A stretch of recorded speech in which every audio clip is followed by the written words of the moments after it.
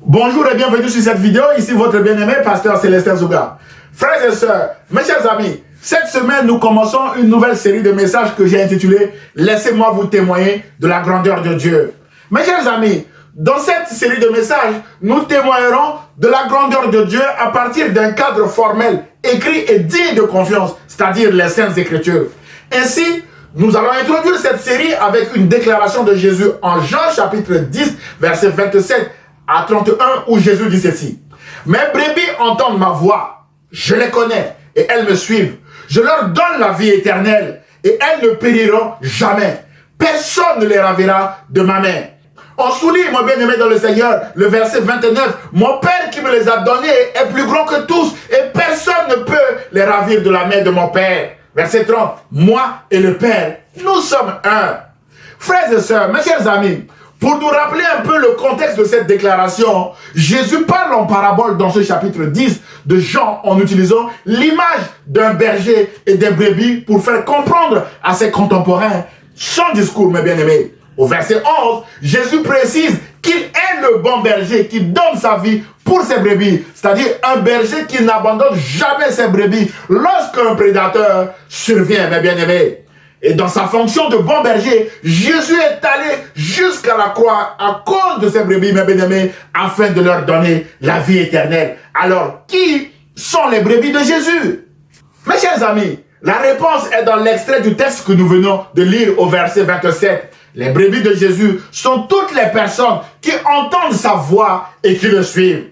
Mon frère, ma soeur, aujourd'hui, Jésus vous invite à travers ce message à faire partie de ces brebis. Jésus veut prendre soin de vous en tant que bon berger. Ce message, mon frère et ma soeur, n'est pas un hasard pour vous. C'est un appel à suivre Jésus. Alors, non Dieu, si ce n'est pas votre cœur, mais entendez la voix de Jésus à travers ce message et suivez Jésus comme votre Seigneur et votre Sauveur. Car les bénéfices de votre décision actuelle sont incalculables et infinis. Mes chers amis, Jésus veut vous donner la vie éternelle. Et en conséquence, vous ne périrez jamais et personne ne pourra vous ravir de la main de Jésus, ni de la main de son Père, parce que son Père est plus grand que tous. Et Jésus a dit que moi et le Père, nous sommes un.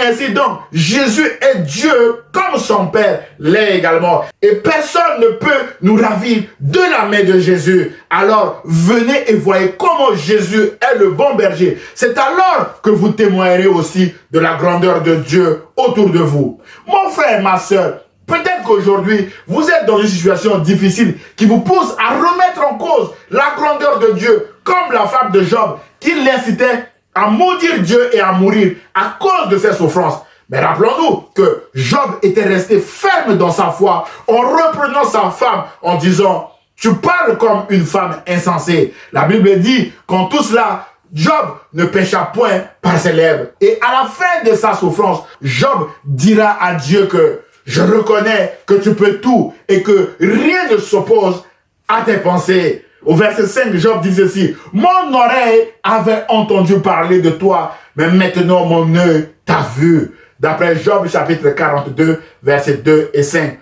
Autrement dit, mon œil a vu ta grandeur dans mon épreuve. Mon frère, ma soeur, mes chers amis, personne ne souhaite avoir une épreuve pour démontrer quoi que ce soit.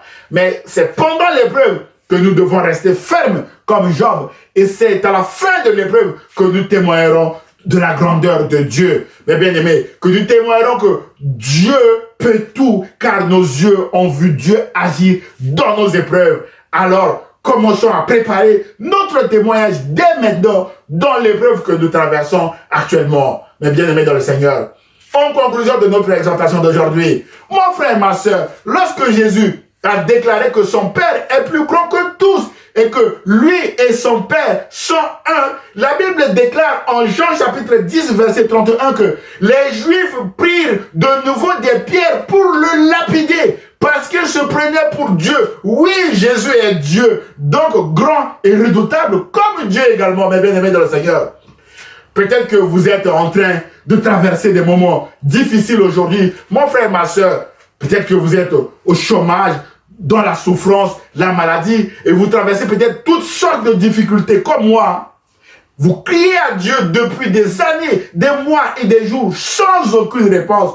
Vous commencez à douter maintenant de la grandeur de Dieu, à tel point que si j'étais à vos côtés, mes bien-aimés dans le Seigneur, avec cette exhortation sur la grandeur de Dieu, vous pouvez même me lapider, parce que je vous parle d'une grandeur de Dieu que vous ne vivez pas, que vous ne voyez pas, que vous ne sentez pas. Mon frère, ma soeur, ce mensonge vient de l'ennemi. Dieu est grand et redoutable. Notre situation va changer. Votre situation va changer. Restons fermes et continuons d'avancer avec Jésus. Rappelons-nous que les disciples d'Emmaüs ont aussi douté de la grandeur de Jésus en se disant, nous espérions que ce serait lui qui délivrerait Israël. Mais avec tout cela, voici le 3e jour que ces choses se sont passées, mes bien-aimés dans le Seigneur. Jésus est où? Dieu est où? Mais le soir venu, ce sont eux qui ont témoigné de la grandeur de Jésus aux autres. Et je prie que Dieu intervienne aussi maintenant dans notre situation, afin que nous puissions aussi